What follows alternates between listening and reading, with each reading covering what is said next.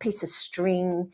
So what you'll be doing with the string is using it to create a beautiful lyrical line on your abstract landscape. The other thing that I've got handy here is a bit of wax paper, and I thought that might be quite lovely to create some foreground textures. You can also, instead of wax paper, because not everyone has that, you can also use cling wrap, which we call glad wrap, and aluminium foil to create some foreground marks in foreground textures. So I'll set that one aside. I've got quite thick string, and I find that it's rather marvellous for splitting into smaller bits, if you can see that there, and that allows you to create multiple lines. Now, if you can see just here, I have a little piece of string soaking. I find that if I stick my string into some wet I was going to say wet water. If you stick your string into some wet paint, it will paint better. So I've stuck it in a little bowl to remind me to do that, because there's so much for me to think about while I'm painting and talking all at the same time. So I've got little reminders for myself. So this is an example of what the painting our abstract landscape today might look like. This is the one that I released a video on this morning, and in it my grandson comes in at the help. So these are his lovely little fingerprints on the foreground there. That was a delightful painting session. So other stuff to show you. I've got my sketchbook here. Now, the reason I have my sketchbook, I'll just show you. This was my last little warm-up for the last live stream that I did on 3-dot flowers. It isn't a 3-dot flower, but it's just a warm-up to get you going, get your creative juices flowing. What we're going to be doing for a warm-up today on just any sort of watercolour paper is a graduated wash. I find graduated washes are brilliant for any sort of landscape. And then thinking about how to create distant mountains, which is just about the timing of painting the sky and when to place these mountains over the wet sky. The other thing I've got in my sketchbook are some things that I'd like to talk to you about, such as, and I'll zoom in a little further so you can see my writing there, landscape fundamentals. So in this live stream, we're going to be covering the graduated wash. I've already mentioned that. We're going to practice that before we use it on the actual landscape. Leading lines, these are really important things in any artwork that you create, but they're quite easy to do in a landscape. And the leading lines hopefully will lead to some sort of focal point, and the focal point can take any sort of detail that you would like to include. I tend to put that in towards the end. I don't really plan out my focal points. And then I'm going to also talk about the golden mean, or the quickie version of the golden mean, which is the rule of thirds. I'm going to come back to that in a second. I've got a couple of books here. This is a compositional book that I absolutely love. I'll zoom out so you can see the whole book. There, that's better. And the other book that I absolutely love for landscapes is this Anne Blockley book, Experimental Landscapes. There are so many beautiful ideas in this book. I didn't actually get the idea of the string from her book. I got the idea ages ago because someone was using it just to create textures, and it was cotton. And then I thought, ooh, that's a great one to use just for a landscape mark. And then I've taught it a few times using showing you the wet string again, to create a lovely mark. Okay, I'm going to put them aside. I'll talk about them during some drying times. Here's another example of, this is a more successful one too, where I've done a graduated wash, and it's a graduated wash coming in as well. So we're going to be practicing both. Graduated wash coming down, graduated wash coming up.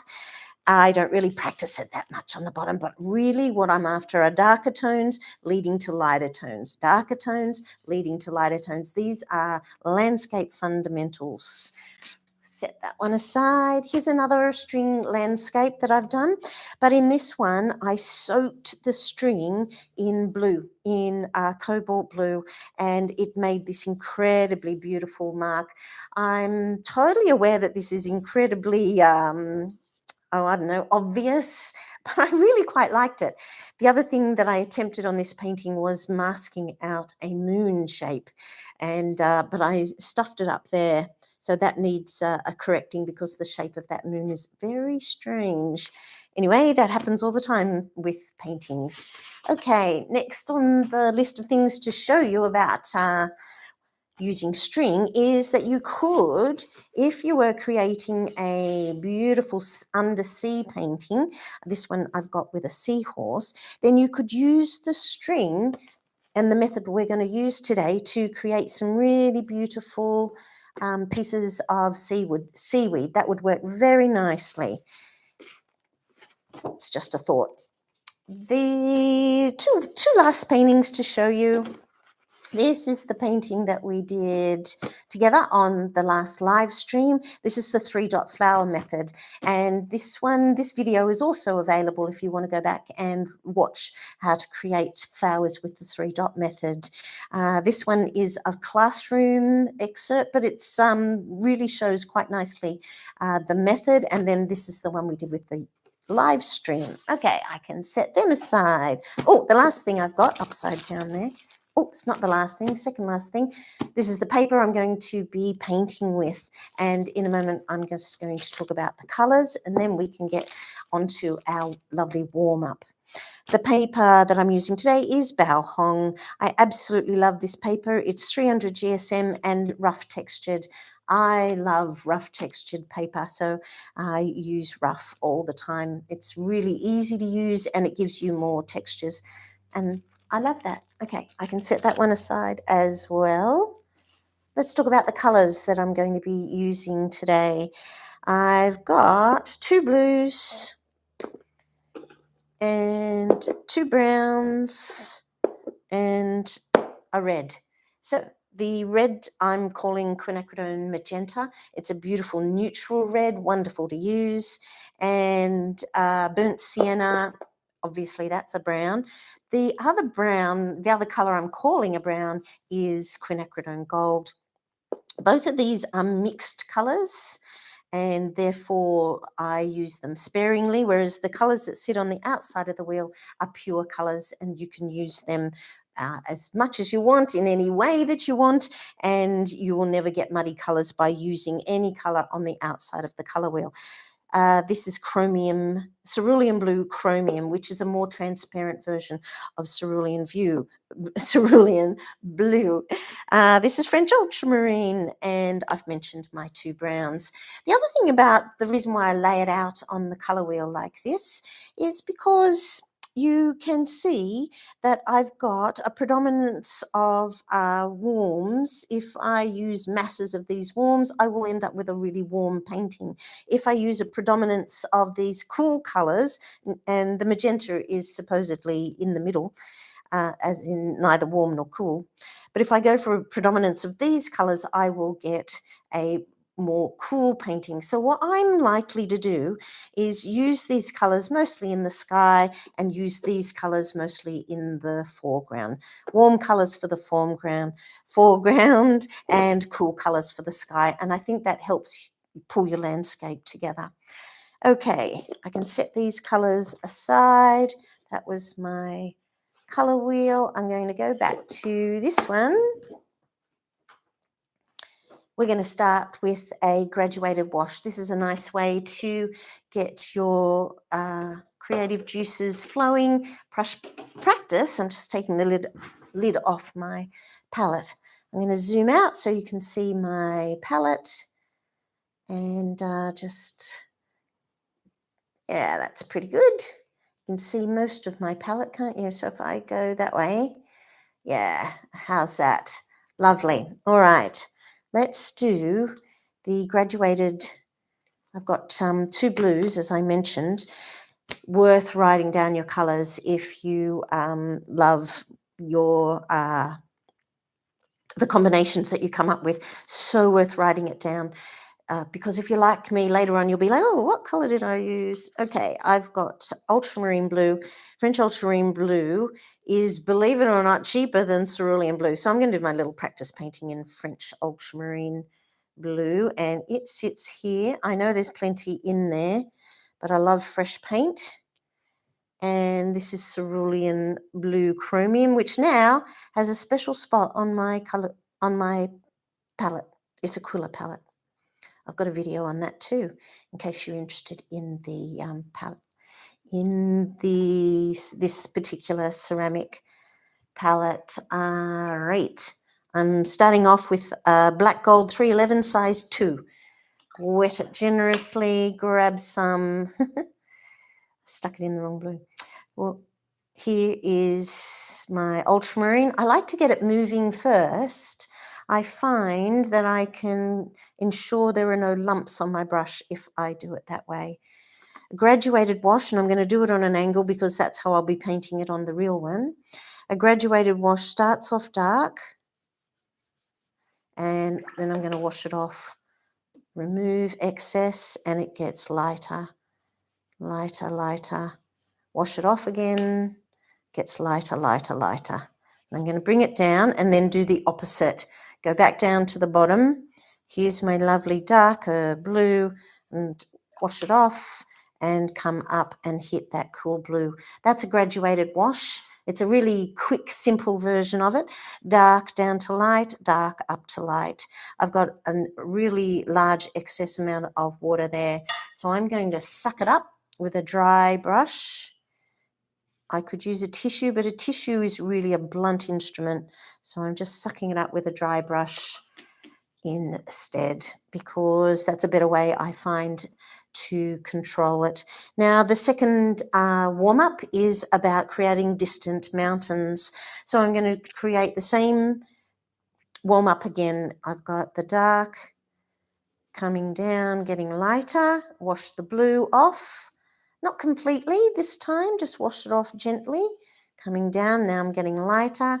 Right now, wash it all off, and I get lighter as I come down. Repeat the dark on the bottom and just bring it up, and it automatically, that's a little better, which is what happens in watercolour. I find all the time, I get a little better as I go along. So dark to light, and that's the key to the process, is that it is dark up here and it goes to lighter, and it's dark up here, down here, and it goes to lighter. And I pretty much do that in nearly all my landscapes. Now, I'm going to just give that a minute while I talk about the distant landscape. The distant mountains. So the first lot of mountains that we put in, and I'm going to come to that on the real one, the real painting that we put together, on the distant mountains, if you put paint into this half wet sky, you will get a beautiful distant look. It's really tricky though, because, you know, is it dry enough now to put the mountain on? I'm going to look at it on the side. If I put it on the side to the camera, does that help to see if the shine has gone? Oh yeah, you can. You can see down here it's really still wet, and there is half dry. So perfect. Let's put in a mountain on top of that one. I'm just going to use more of the same blue because that's what I've got ready there. Now, if I just use the tip and the belly of my brush to create a mountain shape, just going to soften off the bottom. Oh, there you go, it was quite dry. So that's got a little bit to do with this paper. This edge is not soft at all. I was hoping for a soft edge there. Okay, I'm going to grab more paint, and I'm going to go into this wet bit to demonstrate it a little bit better. Okay, here's another mountain. I'll go in the opposite direction. Okay, see how automatically that line is quite soft, and in fact, way softer than I wanted. So on the actual painting, we want to find that happy medium. A little bit softer than that, but not quite as wet as that. So that's just about timing the wetness. And, you know, every time you paint, it's a little bit of a risk, a little bit of an exercise. Ooh, look, that is creating a beautiful line. I'm rather delighted with that. All right, that's my little warm up, and I'm going to set that aside. And in its place, let's get a piece of paper. I mentioned that I'm using Bao. Just going to get rid of my sketchbook.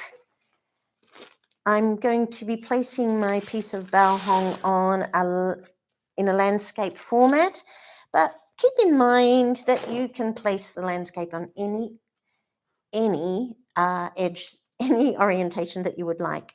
I'm just going to zoom out so you can see my whole page. Yeah, that's better. Just there. Okay, I'm going to tape down a piece of Bao. Here we go. Hopefully Liz made it back on to this live stream. So I experienced some technical difficulties this morning, and I'm very proud to say that I didn't panic. But that's because I had tech support on hand.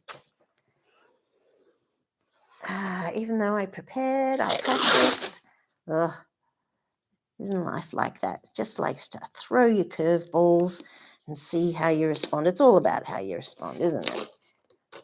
I think. Okay, I'm going to press that tape down. I like to get a lovely contact, run my fingernail over the corners, because I find that's where the paint often will manage to get under my tape. Okay, I'm in contact.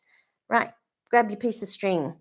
I'm going to make sure it is wider than my page. Snip it off. Any string will do. The more absorbent that the string is, it is a little better, I must say. I'm also going to take off a few strands, and I'll use that on the second layer down the bottom. Now, this is the first thing you're going to do with the string. There are two things that you're going to do with the string. Firstly, you're going to take a moment to go, oh, I am going to create a mountain, and the beauty of the string is that you're using your hands rather than just a pencil to create a line. So you leave it there till you're happy. This second line, I'll be taking it off in a minute. So I'm just going to give myself a little visual reminder of that's quite nice. I'm going to now put this straight into my palette. So I mentioned earlier that I had this little bowl with a wet one in it. I'm going to put that one aside. And it's got water, so you could just do this straight on your palette, of course. What colour do I want my line to be? This will not be the top line. This will be the second line. All will be made clear shortly. If you just follow along, you'll be fine. Now, I think that I'm going to make my second line. I'm going to soak my string in quinacridone gold. So that's the other brown I mentioned at the very beginning. Quinacridone gold. I'm going to create a little spot for it over here. This is a really old tube of quinacridone gold. Apparently the, excuse me, apparently I'm taking a stack of quinacridone gold and making a beautiful puddle. Apparently the original stocks or source of quinacridone gold actually ran out, and people bought up all the original tubes of quinacridone gold because they were in love with it. All right, I'm adding a little bit more. I've just got that ready. I'm not going to use it quite yet. Okay, once you're happy with your line, the only thing I'm going to do with it is, I might move it down a little bit. Yeah, is with a very light pencil mark, is just copy the line. I'm going to include all little bumps, and then I'm going to take it off and put that string. I'm just going to do one because I know they'll get all knotted. Put the fat one into, oh, I know, I'm going to put it down that way. And hopefully it will pull out. If I wet it, it's resisting me a little bit. And then I'm going to make a little circle. And if I'm lucky, it will come out beautifully. Come out, come out, come out. Oh, there. Okay, I'm going to leave the little tail out. Okay, and I'm going to move that out of my way. And we've already practiced the graduated wash, and we're going to come down dark colour to lighter colour, darker colour up to lighter colour. But also what I'm going to be doing is getting ready to paint this mountain in. So I've got my beautiful blue ready. That's the excuse me, that's the ultramarine. I'm also going to wash that brush and prepare my chromium. I'm going to put both of these beautiful blues in the sky. So again, I like to massage it around because I don't like little lumpy surprises. And over here, I've got the quinacridone gold, and that's what I'm going to paint some of the mountain with. So I've got a brush ready for the quinacridone gold. I'm just going to mix that whole lump in. It would be rather perfect to keep it separate. And the other colour that I mentioned is burnt sienna. That sits permanently on my palette. Oh, over there. There. So I'm going to squeeze out some fresh stuff. I was aiming with my palette to keep the mixed colours on the outside. It's kind of worked. I'm going to get another brush ready, just wetting it, and prepare some of that burnt sienna. Beautiful. Fabulously earthy colour. I've kind of gone for sky colours, blues, and then some earthy colours, which is the quinacridone gold and the burnt sienna. Okay, now if my sky comes down in this order, comes down, then it's kind of pointing this way, and that's okay. That might mean that what I'll do is be creating something interesting over here because it will be kind of pointing like that. I quite like that idea. Perhaps I can think that the mountain is pointing this way, and then these lines will also be pointing this way. And just a thought to myself that maybe later on this will become a lovely spot for creating a focal point. I'm just moving my little receiver out of the way because I know I'm moving all the stuff. I know that I'm going to be thinking about tipping the page. I'm just moving everything. Alrighty. Blue in the sky. And then I'm going to get lighter as I come down. All right. Beautiful chromium, little bit of water. Soften up the chromium, coming down, more water. I'm getting lighter and lighter as I go. There's little bits of white there. I don't mind that look at all. Coming down. And I'm getting lighter and lighter just by sticking my brush in and out of the water. There are so many different ways that you can create a background. This is one of my favorites, and I am moving quickly. It's a little bit warm today here in my studio, and if I don't move quickly, I won't be able to create some wet in wet. I'm moving right down, and here's more chromium. Come up and hit that water, automatically gets lighter. Straight into the ultramarine, darken up that corner, put in some lovely strokes, get rid of some of those dots. Yeah, they're bothering me. Sometimes I like it. Coming down, a little bit of ultramarine coming up. But basically you can see I've got dark to light, dark to light. Now, while it's in that beautiful state, I've been wondering about this beautiful quinacridone gold. So I'm going to test out how far it will travel by doing a little test onto here. Does it move far? Oh, it's thick, so it's not moving very far. All right, I'm going to go close to my line.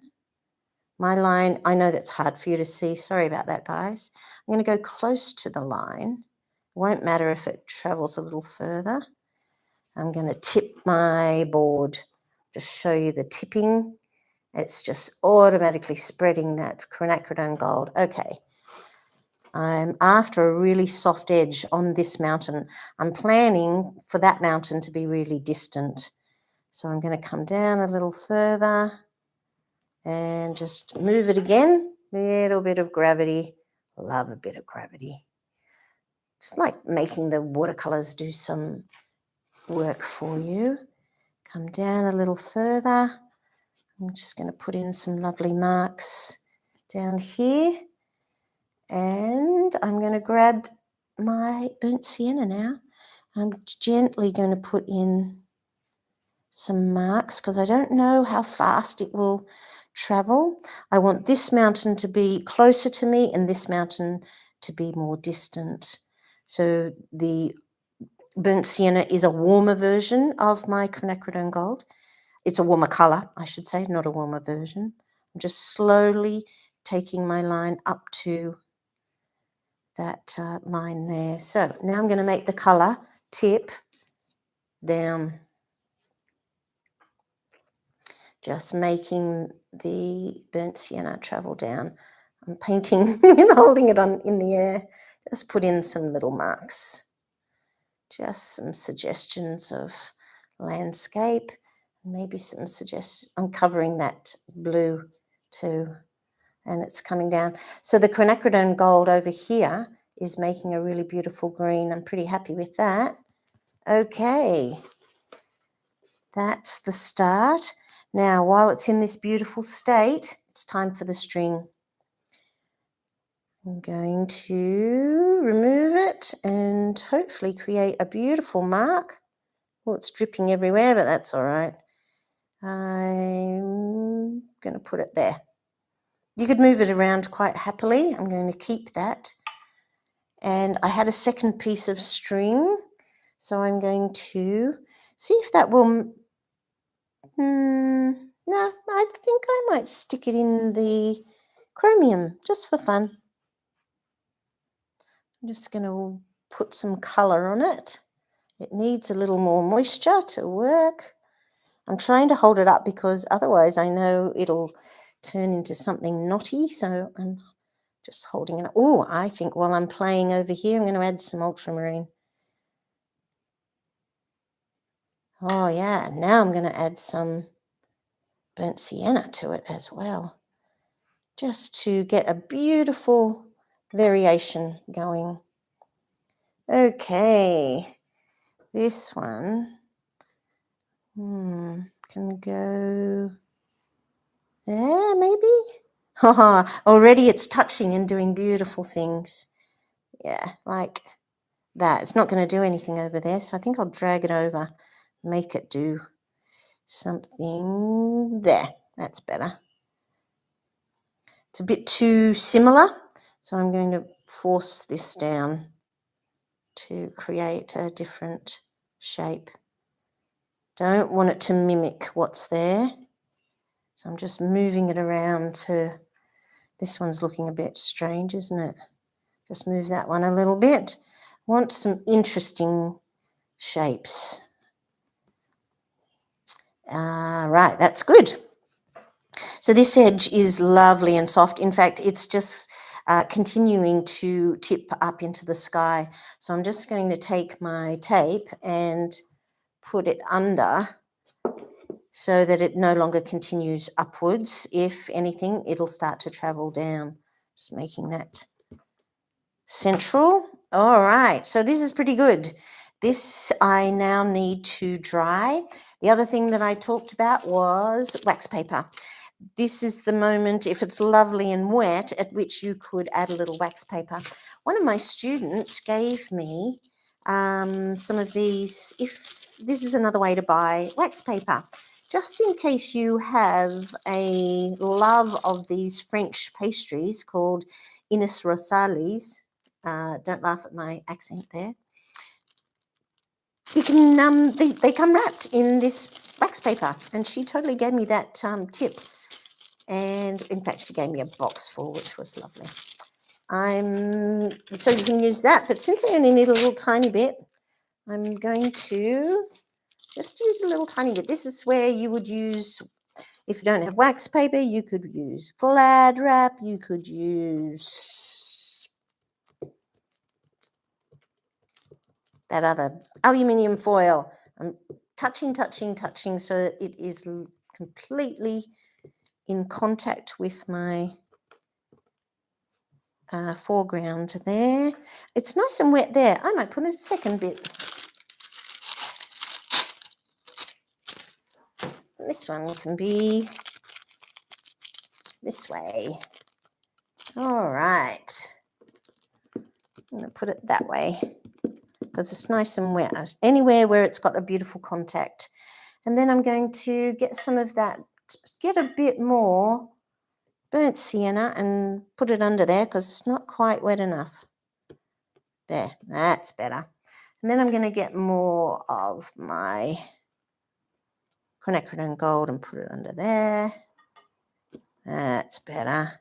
Now it's not green, so I'm going to turn it to the green side. And that blue and quinacridone gold, because quinacridone gold is basically a yellow. I'm just going to get a tissue and mop around my edge. That will help with any colours that go back in to my painting.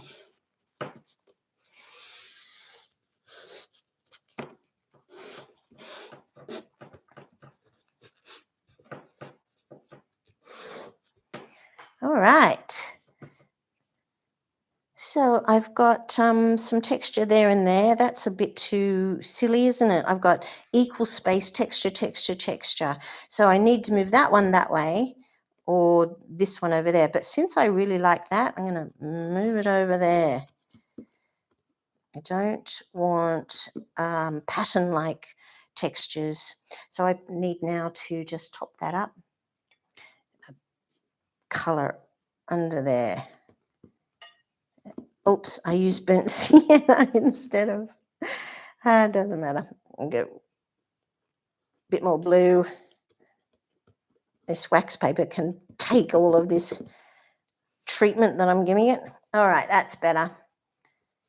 This one is, yeah, I don't mind that. I can change that later on if that bothers me at all. I've got a little bit of texture down here. I quite like that, so that's really good too. And I'm getting some beautiful, I'm just going to show you, zoom in on what's happening because I used the wet in wet landscape over there. Look what's happening there. Down a little, over a little, there. So it starts to look a little bit like trees all along this edge. And that's just the nature of how wet this paint was and how wet this paint was. And I painted right down here. So it's crept up on its own. And I did the other side first. I'll just go zoom out again. I did this side first because I want this mountain to look like it's off in the background. And I wanted this mountain to end up looking, hopefully, like it's in the foreground. Okay, there's a little bit of work to go on this one. And I need it to dry in order for me to come in and finish up this mountain detail here. I want the string to do its work, and I do have a hairdryer. Actually, I've got a heat gun, but I'm going to let this do its thing for about 3 minutes, because this is a live stream and I can't stop and just let it set aside and go and have a cup of coffee. I need to keep going. And so that's why I've got a couple of books. So I'm just going to put that aside, just give it another few minutes. Firstly, I've got this compositional book. I love this one. Composition and interpretation. Now, the reason why it's got watercolor examples in it too, so I love it from that point of view. I'm going to skip straight over to the golden section. So if you've ever been wondering about the difference between the golden section and the rule of thirds, this is a really beautiful example of places, ways to place your horizon line, and place it low or place it high, but don't stick it in the middle. And this book also gives you famous paintings. So there's a Van Gogh painting here that has the horizon line written, shown for you, that Van Gogh has gone for the 1/3 mark when he's placed his horizon line. Down here is the golden mean. So if you look at it, I'll just zoom in on that little bit.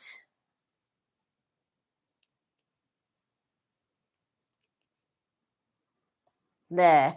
If you look at it and think about the rule of thirds, you can see that the golden mean, those 4 dots there are the golden mean lines intersecting, and they create beautiful spots to create a focal point or any sort of area of interest. And what you can do is use that to think about ways to make your painting interesting. There's lots of beautiful examples in this book of famous paintings, and then he goes through the formats that the artists have used, so famous artists in this book. But you can see that if this was the rule of thirds, the 3rd mark, and I'll just put my pencil there so you can see better, the 3rd mark would be about there and about there. So the golden mean line is in a little bit further, and that's the quickie way I like to think about it. The rule of thirds is awesome way to learn quickly, first up, ways to put together your painting. And the golden section is apparently even more satisfying for humans. The other book that I've got to show you, just while my painting is letting the string do its work, is, I need to zoom out a little bit, for Anne Blockley, Experimental Landscapes. It's absolutely full of paintings where she's used glad wrap and cling wrap. Just show you the painting, the book there. I'm just going to do like a 30-second flick through of things that I absolutely love. Here's an example of a high horizon line, but she slopes it, and look at these trees that she's put in. So she always has beautiful focal points in her paintings. Really abstract, often uses trees. This one with a fence, I love that. Must try and remember how a fence can really just be a fabulous little focal point. Watercolor information there. The book is completely full. I am doing the fastest flick through ever, full of landscapes and ways that you can create beautiful abstract landscapes. Oh, this one with the bird. For the landscape we're doing today, I might include a couple of birds. If anyone asks me, I'll show you this beautiful method of creating a really fast bird. I love that one. I just love this book in general. Look at this. She's just put little tiny grasses on top. There are so many beautiful ideas in this book, Experimental Landscapes. So all about landscapes, these 2 books. I'm going to get rid of those and go back to my painting. Oops, and put my hand there so you know I'm coming back. And here's the painting. Here's how it's going. I'm zoom out a little bit so you can see the bottom. I'm just going to lift this up and see, is it doing, no, it is way too wet. It hasn't done its job. That's going to be something that I'm going to be removing much later. The string, however, how's that going? Yep, way too wet. I need to get my dryer out. So You might want to mute me for a minute. Actually, this microphone I have is really clever and it will dull the sound of my dryer shortly. So I'm just going to give my painting a dry.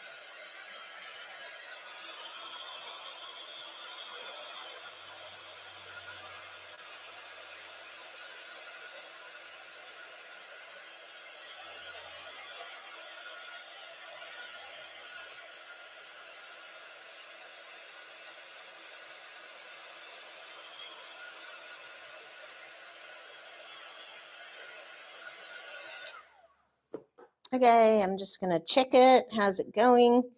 Yeah, that will do for now. Ideally, I would have left it there for about half an hour. That would have been better, but I need to get on to showing you how to do the rest of it. Oh, the blue has made a beautiful mark, and the quinacridone gold has made a much softer mark. Now that is totally working to my advantage because this is more distant and this is more forward.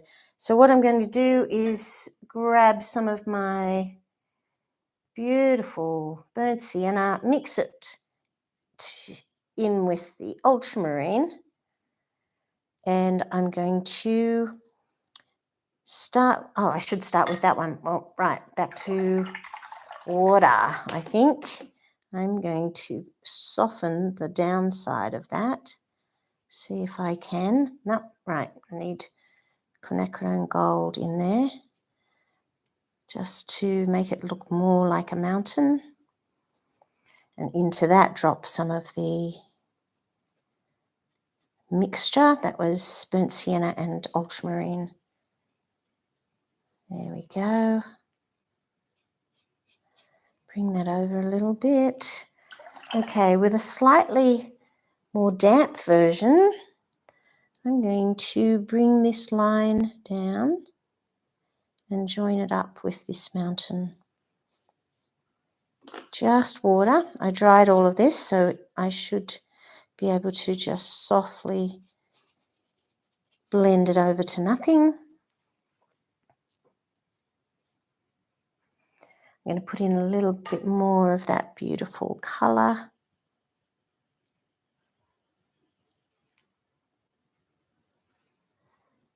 Come down. That's nice. Pouring down like that. Pouring down to here. I mentioned that these lines are coming this way, so I'm going to pick up some chromium and see what happens if I put in some really thick dark bits of chromium. I'll add some more here just to make it seem more logical. I like that idea. I'm going to put in a little bit more over here. I want this to be a little focal point. Okay, so this line comes down and joins that line there. I'm pretty happy with that. I'm going to leave most of that as is, but soften that side of the line with a little bit of colour, a little bit of quinacridone, and put in a little bit more burnt sienna.